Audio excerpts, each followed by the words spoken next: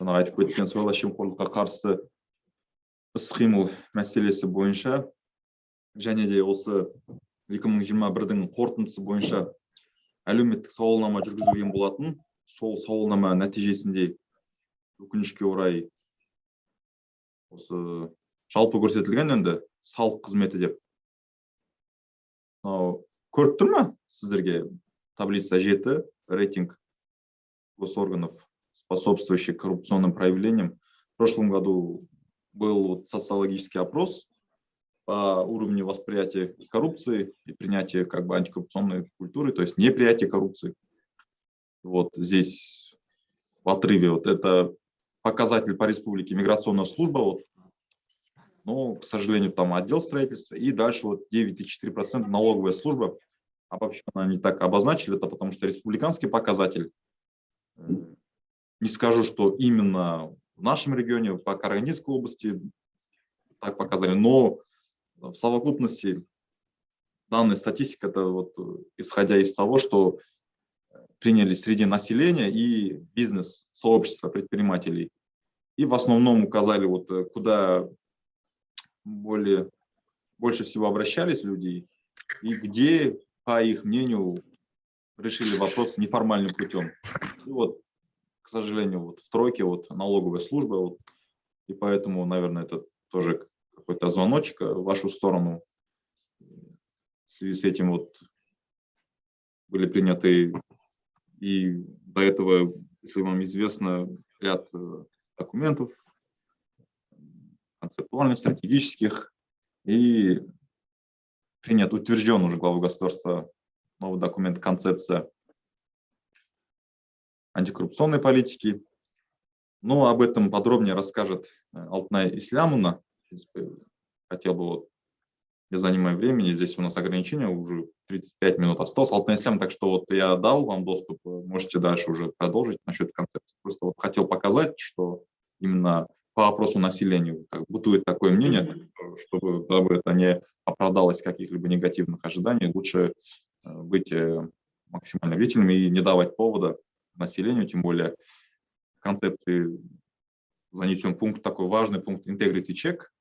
Относительно тоже, наверное, остановитесь на этом. И глава государства, и председатель нынешний, и до этого Ахмеджанов Марат Муратович тоже отмечал вот integrity check, то есть проверка на добросовестность, добропорядочность. Так что данная инициатива может быть и проведена и среди ваших сотрудников, так и среди нас тоже, чистота своих рядов. Так что, Алтынай Ислямовна, прошу вас.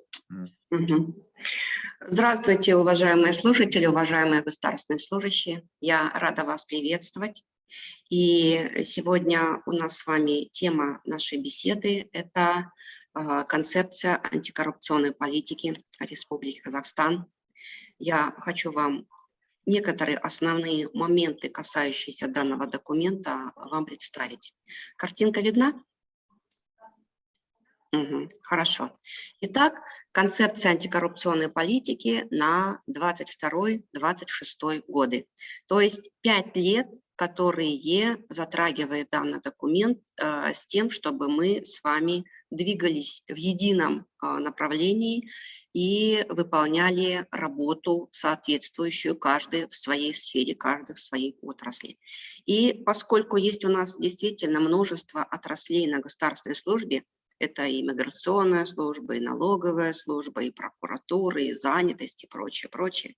Население воспринимает нас всех очень неоднозначно, скажем так, ревностно. И поэтому, как бы мы не представляли себе, что нас никто не видит, нас никто не замечает, на нас никто внимания не обращает, мы поступаем так, как нам удобно. Тем не менее, мы всегда на виду. Мы на виду, и люди оценивают нас очень критично. Об этом забывать нельзя. И кроме того, есть закон, есть правила служебной этики, то есть кодекс чести. И сегодня у нас работает концепция антикоррупционной политики, которую я хочу вам осветить в самых общих вопросах. Итак, что же такое вообще концепция? Дело в том, что у нас концепций достаточно много. И одна из них, вот недавно принятая концепция антикоррупционной политики. Сама по себе вот эта вот терминология, как концепция, понятие, означает официально принятая система взглядов и мер. То есть каким образом будет развиваться общество до 2026 года. Какие меры нужно принять для того, чтобы вот этих вот результатов достичь, поставленных в данном направлении. Да? Что нужно сделать каждым государственным органам, чтобы соответствовать вот таким-то требованиям. Вот эта вот система здесь представлена.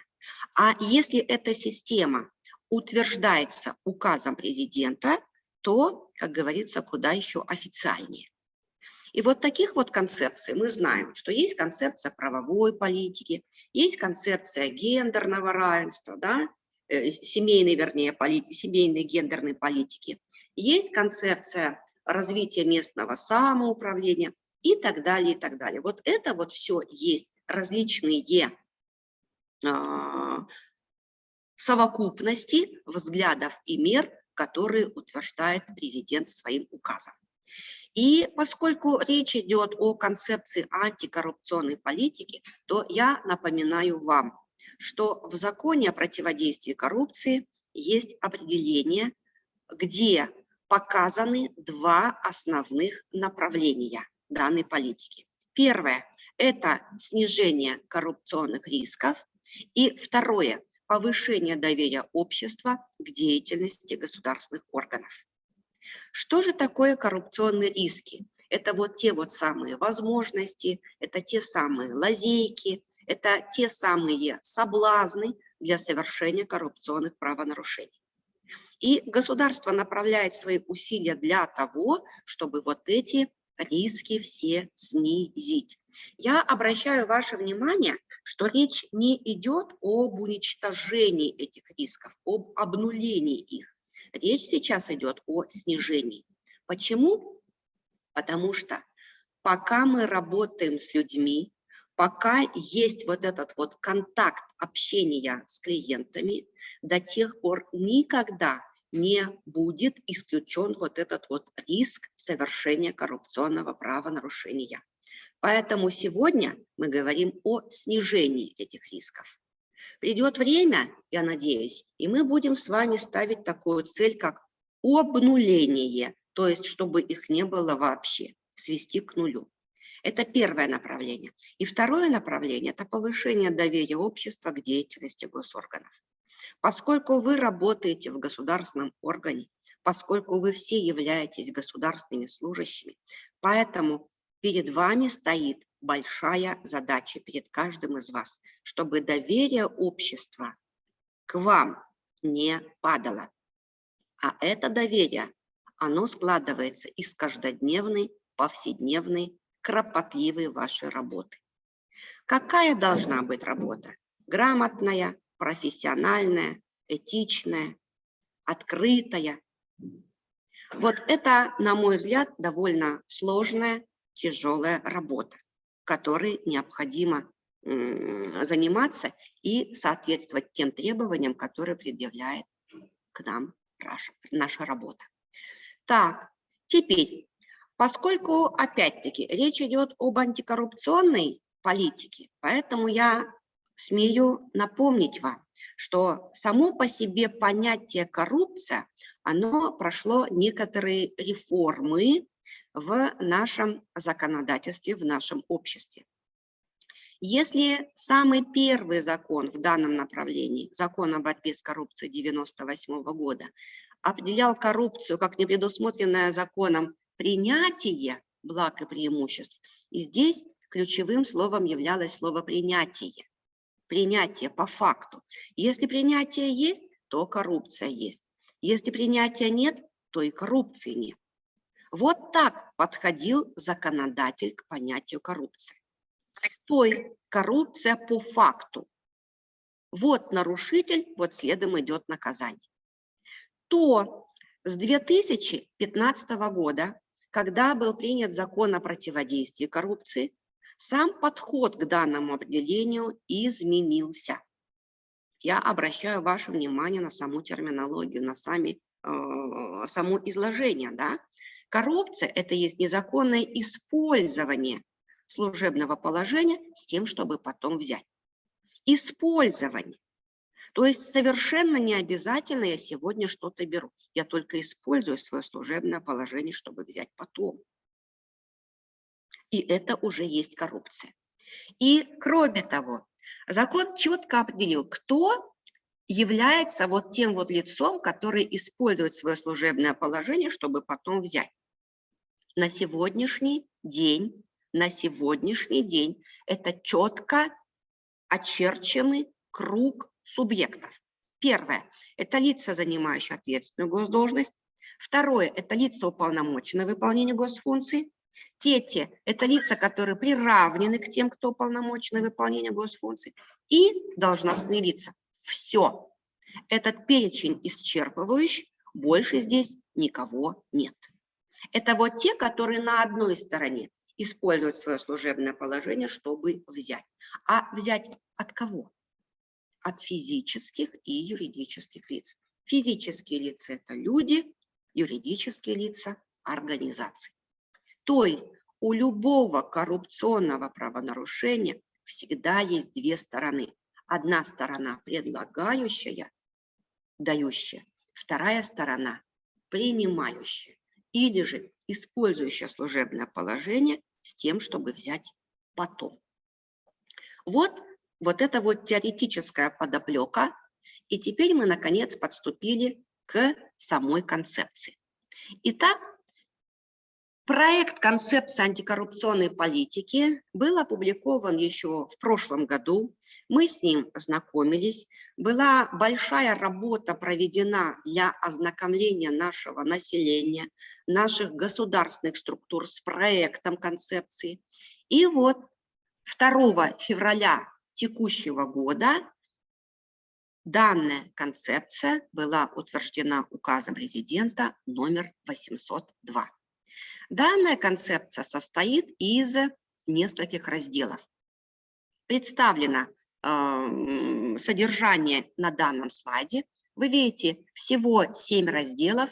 Это паспорт концепции, анализ текущей ситуации, обзор международного опыта, видение развития антикоррупционной политики, основные принципы, подходы развития антикоррупционной политики, целевые индикаторы и ожидаемые результаты, и, наконец, план действий по реализации концепции. Я сразу хочу обратить ваше внимание на 7 раздел. Дело в том, что концепция утверждена на промежуток с 22 по 26 год. Утверждена 2 февраля уже 22 года. То есть получается, что вот год 22 он уже в какой-то части к моменту утверждения данного документа уже истек, уже прошел. И для того, чтобы наши государственные органы не составляли план действий определенный, не решали, что нужно сделать, как нужно сделать, в каком объеме, в каком размере и так далее, в самом 7 разделе уже готовый план действий есть. То есть бери и работай, бери и делай. Вот. Теперь в одном из разделов показаны ключевые проблемы, требующие решения в среднесрочной перспективе. То есть с чем мы пришли к моменту утверждения концепции. Что у нас есть и на какие вопросы, на какие проблемы нужно обратить серьезнейшее, первостепенное наше внимание.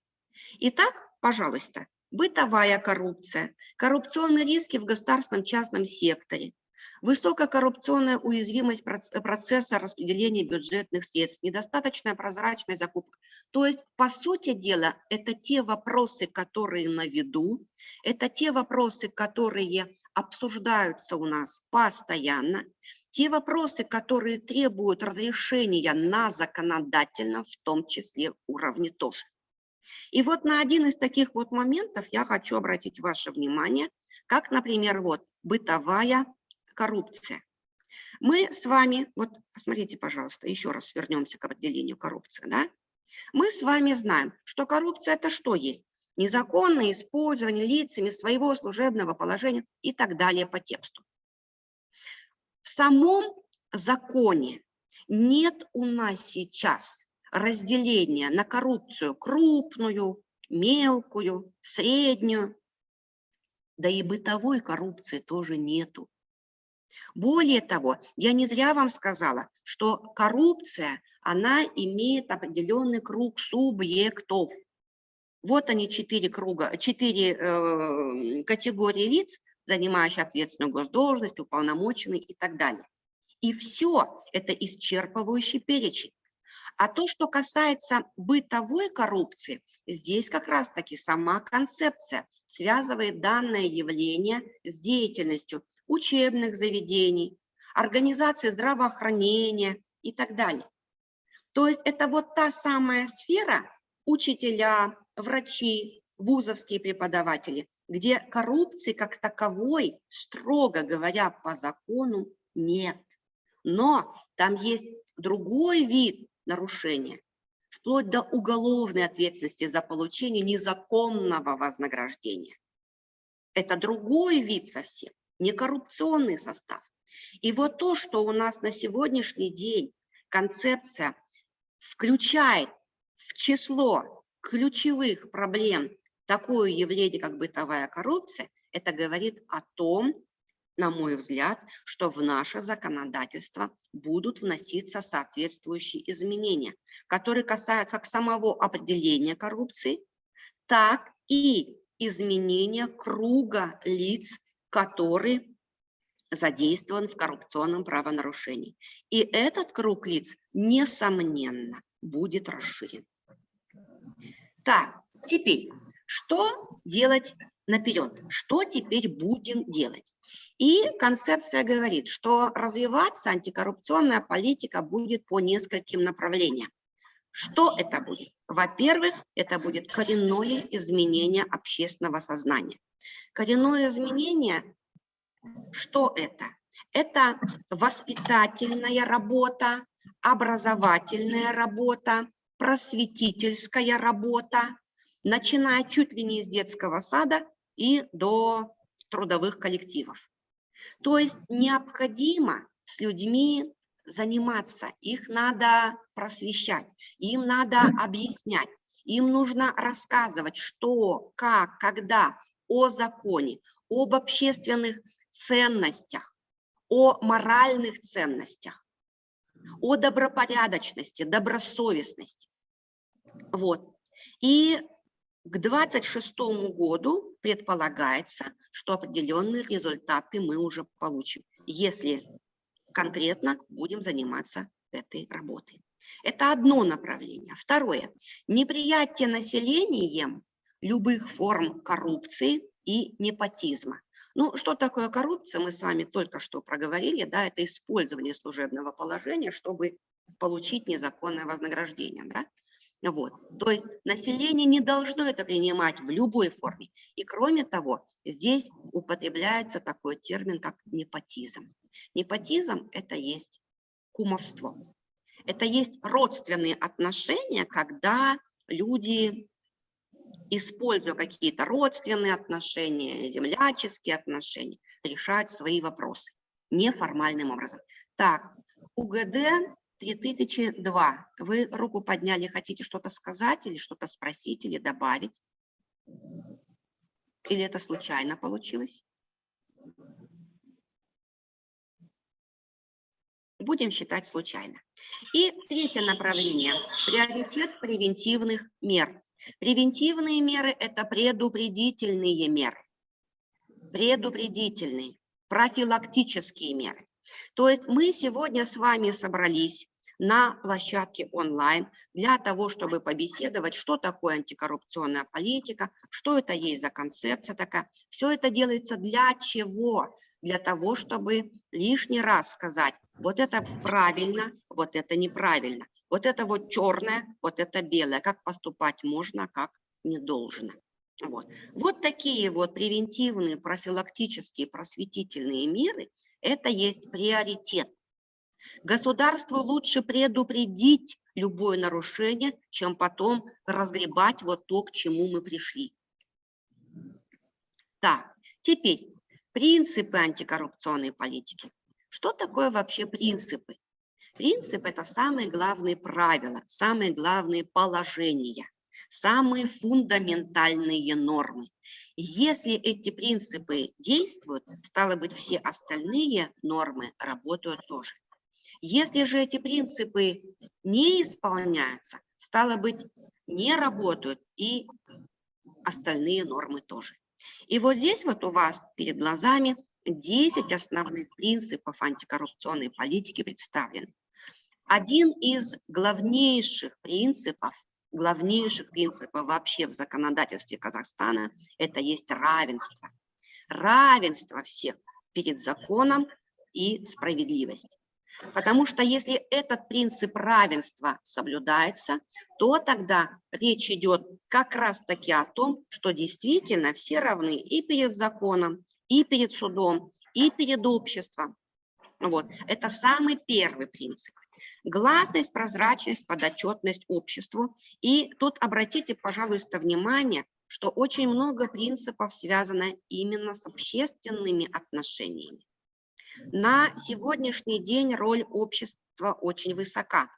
Один из таких вот моментов – это как раз-таки повышение роли общества в разрешении различных проблем, в том числе антикоррупционного плана.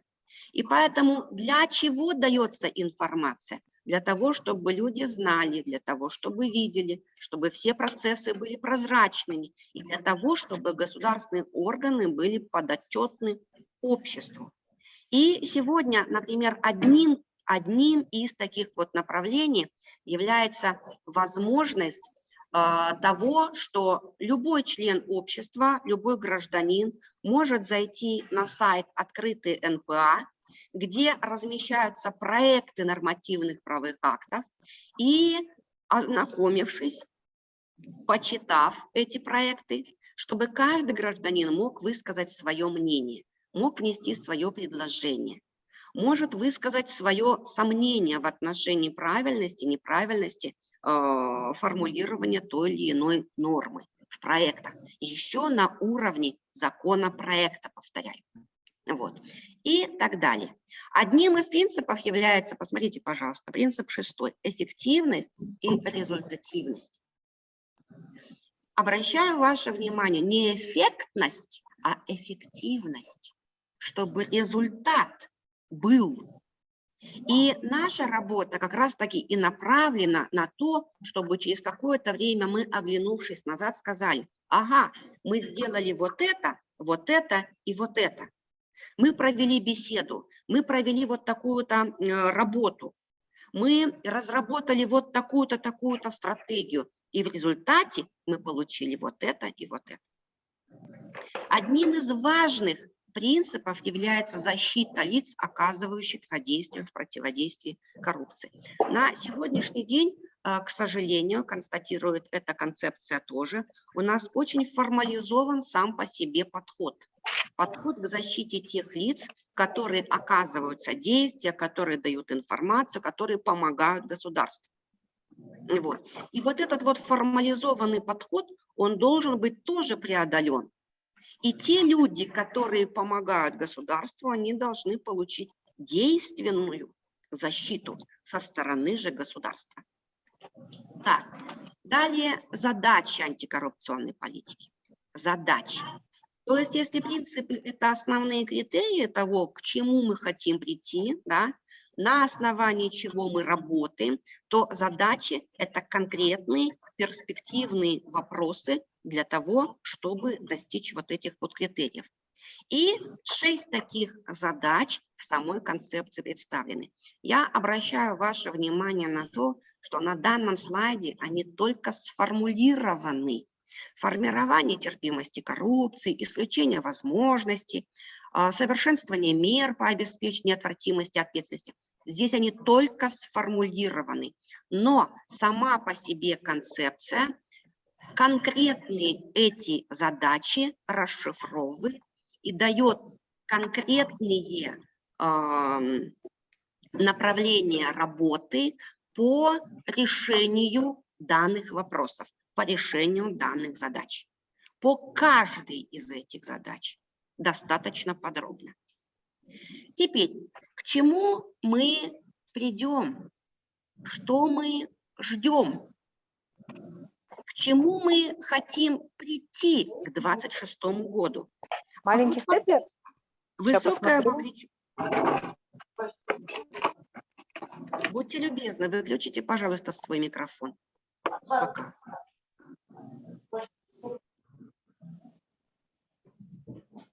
Спасибо. Итак, 5 основных результатов, которых мы ожидаем к итогу действия данной концепции. Это высокая вовлеченность гражданского общества в противодействие коррупции. Поскольку у нас в работу просветительскую, воспитательную, профилактическую, превентивную вовлекаются и школьники, вовлекаются студенты, вовлекаются трудовые коллективы, как государственного сектора, квазигосударственного сектора, частных структур. Поэтому вот эта задача вполне ожидаемая, когда все гражданское общество будет вовлекаться в данную работу.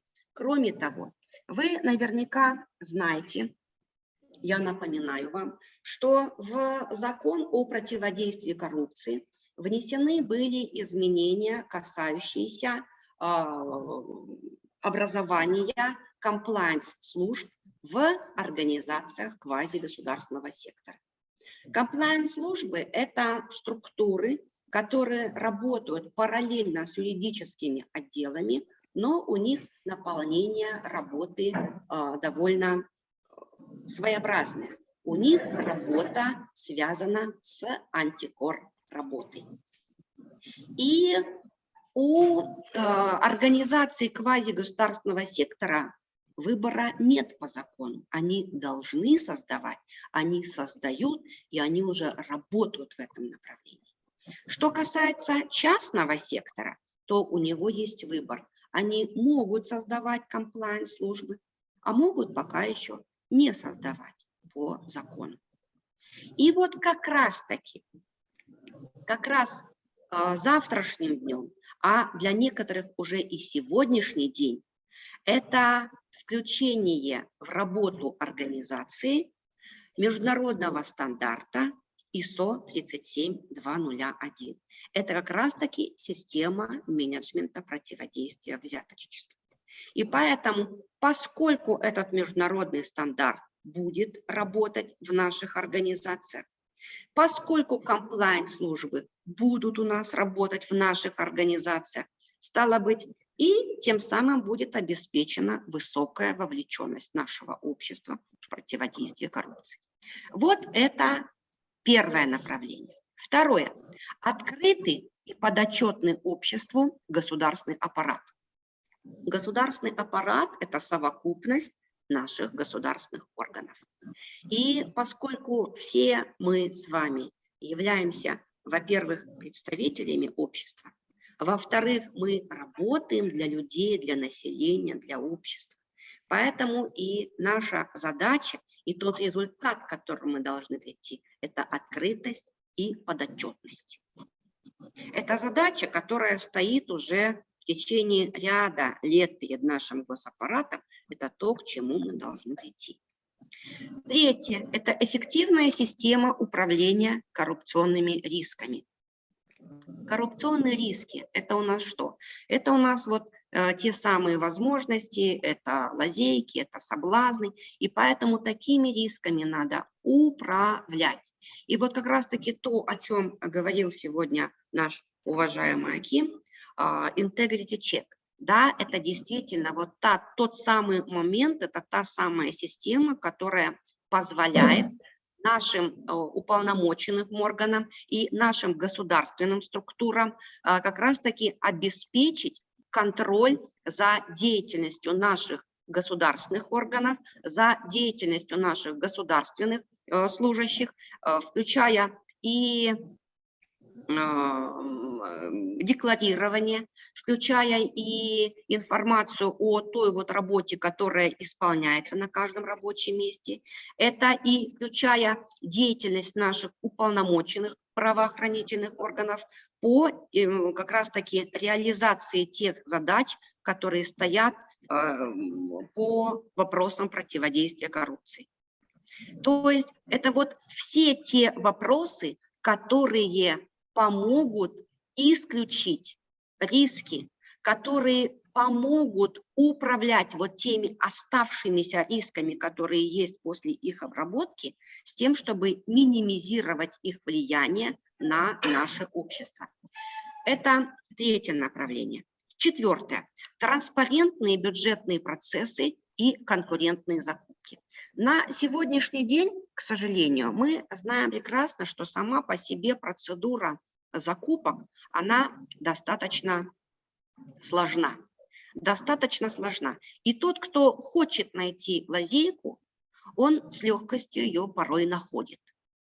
И потому одним из главнейших направлений антикоррупционной политики в настоящее время это есть такая модернизация наших закупок, такая модернизация наших бюджетных процессов, чтобы они были прозрачны, понятны, доступны и исключали какие-либо нарушения в данной сфере. И пятое, наконец, направление – справедливая система привлечения к ответственности за коррупцию. У нас сегодня так сложилось, что очень многие считают, что коррупционер – это тот, который берет. Как всегда. Не всегда это так, потому что коррупционер, строго говоря по закону, это еще и тот, который дает, это и тот, который является посредником между ними. И одни из последних изменений в нашем законе, в нашем законодательстве в антикоррупционной сфере как раз-таки и является ужесточение наказания в отношении тех, которые дают, и тех, которые являются посредниками. Увеличились суммы штрафов, увеличились сроки лишения свободы за совершение преступлений такого рода. Вот. О плане действий я вам уже сказала, что вот он уже готов план действий для того, чтобы работать в этом направлении. По министерствам, по ведомствам, по нашим государственным структурам уже и сроки, и даты, все вот это обозначено. И еще напоследок хочу обратить ваше внимание вот на что. К данной концепции приложен перечень утративших силу некоторых указов президента РК. Дело в том, что до прошлого года буквально я, беседуя с нашими госслужащими, говорила, у нас есть стратегия, у нас есть антикоррупционная стратегия на 15-25 годы. Так вот, в данном перечне указ президента от 26 декабря 2014 года номер 986 об антикоррупционной стратегии Республики Казахстан на 15-25 годы признан утратившим силу. То есть сегодня мы в своей антикоррупционной работе руководствуемся не стратегией, а данной концепции антикоррупционной политики. Вот это вот основной момент, один из основных моментов, на который я хотела обратить также ваше внимание. Вот, по сути дела, все. Основные моменты я озвучила.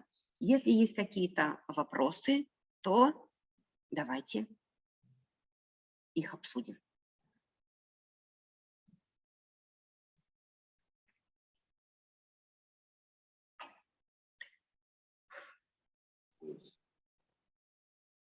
Здравствуйте.